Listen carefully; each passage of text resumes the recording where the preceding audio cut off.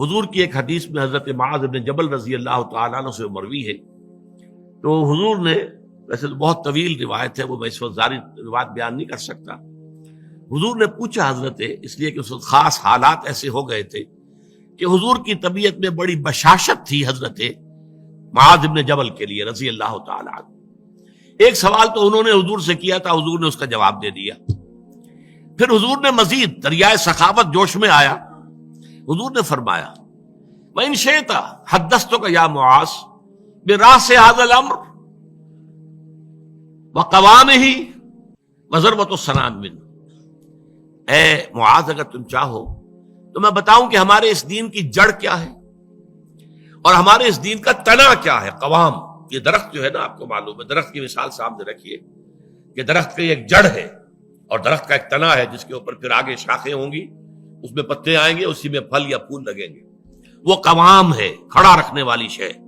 یہ جو تنا ہے یہ کھڑا رکھا ہوا اس کو درخت نے، پوس نے۔ اور پھر یہ کہ اس کی چوٹی کیا ہے، میں تمہیں بتاؤں؟ تو انہوں نے کہا بے ابی و امی انت یا رسول اللہ قل لی، میرے ماں باپ آپ پر قربان ہو اے نبی صلی اللہ علیہ وسلم، ضرور بتائیے مجھے۔ تو فرمایا ان رأس هذا الامر، دیکھو ہمارے اس دین کی جڑ کیا ہے؟ شہادت اللہ الہ الا اللہ وان محمد رسول اللہ، یہ ہے جڑ۔ اور ہمارے اس دین کے معاملے کا جو تنا ہے، قوام ہے، وہ کیا ہے؟ اقام الصلاۃ و ایتاء الزکاۃ، نماز کا قائم رکھنا اور زکوٰۃ کی ادائیگی۔ نماز سے تعلق اللہ کے ساتھ قائم، زکوٰۃ سے تعلق اپنے ابناء نو کے ساتھ، غربا، مساکین، جو معاش کی دوڑ میں پیچھے رہ گئے ہیں، آپ کے اپنے بھائی بند، آپ کے اعزاء، آپ کے اقربا۔ زکوٰۃ سے آپ کا ایک رابطہ ان سے تعلق قائم ہوا۔ نماز سے الصلاۃ عماد الدین اور الصلاۃ معراج المومنین، اسے معراج المومنین بھی کہا گیا۔ نماز سے تعلق اللہ کے ساتھ، زکوٰۃ سے تعلق خلق خدا کے ساتھ، اللہ تعالیٰ کے بندوں کے ساتھ۔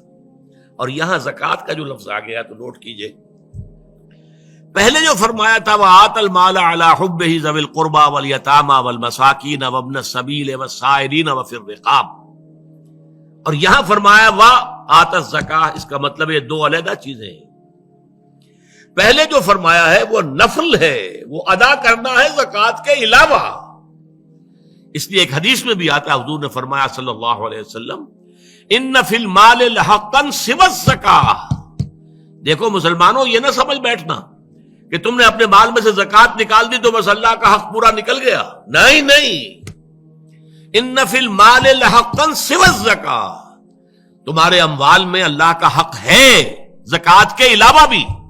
اور پھر آپ نے وہ آیت پڑھی وَآتَ الْمَالَ عَلَىٰ حُبِّهِ ذَوِي الْقُرْبَىٰ وَالْيَتَامَىٰ وَالْمَسَاكِينَ وَابْنَ السَّبِيلِ وَالسَّائِلِينَ وَفِي الرِّقَابِ وَأَقَامَ الصَّلَاةَ وَآتَى الزَّكَاةَ، اس نے جو ہے مال دیا اس کی محبت کے علی رغم، قرابت داروں کو، یتیموں کو، مسکینوں کو اور مسافروں کو، مانگنے والوں کو، اور گردنوں کے چھڑانے میں، اور قائم کی نماز اور ادا کی زکوٰۃ۔ تو زکوٰۃ ایک فرض شے ہے، اور وہ جو پہلے بیان ہوا ہے وہ نفل ہے، وہ اضافی ہے، وہ زکوٰۃ کے علاوہ ہے، وہ زکوٰۃ کا حصہ نہیں ہے، بلکہ در حقیقت اس جذبے کو سسٹین کرنے کے لیے زکوٰۃ کی حیثیت ایک ستون کی ہے، جیسے ایمان کو تازہ رکھنے کے لیے نماز کی حیثیت ایک ستون کی ہے، الصلاۃ عماد الدین۔